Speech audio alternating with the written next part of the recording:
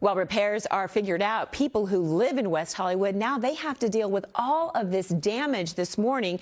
You did see it live right here on Today in LA, that water rushing. We've been talking about that, just pounding the cars, moving them around. This happened on Palm Avenue. NBC4's Cádiz Klemack was there as it was happening. You were in the water up to your knees, John. Now that the water's gone, you're really seeing the mess up close, though, too. Yeah, so LADWP has set up these tents right here in front of basically address 1010 Palm. This is where you can come starting at 7 o'clock this morning, mind you, and I'm sure they're going to talk about it a little bit more when you hear from 6:45, where you can come and start filing your insurance claims over what happened, anything that you might have lost. And then look at this damage. So now that we're at the top of Palm, we see kind of what perhaps some of the worst damage is, what it did, what all that water did to this sidewalk. Look at how it just ripped up the concrete here. And all of this, it has to be repaired and fixed. And of course, they've had the gas company out, the electric company out, making sure that some of their lines aren't damaged by any of this either. It has caused some issues with water in the area as well as electricity, but it was a wild, wild morning.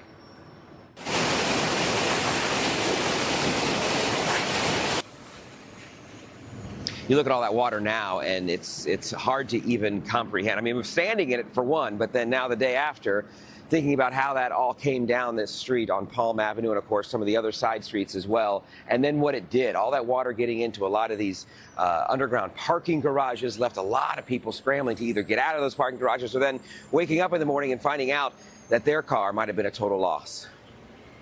I luckily have flood coverage and my insurance, so that's helpful. But I was almost done paying off my car, so now I'm going to have to sign up, and I don't have the money for this. And I just feel bad. I don't know how many people do have flood coverage. It's Los Angeles.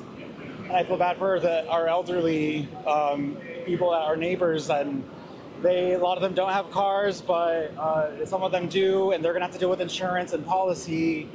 And it's just, we have mementos in there. There's storage units. I have saved things, pictures probably, and we'll see.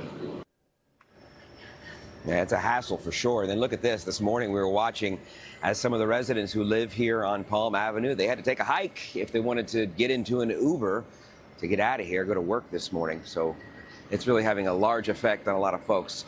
7 a.m. this morning, this is the time. 7 a.m. to 7 p.m. is when LADWP is going to have this tent set up. They're going to make sure that you have the ability to come and file for any insurance issues that you might want to claim.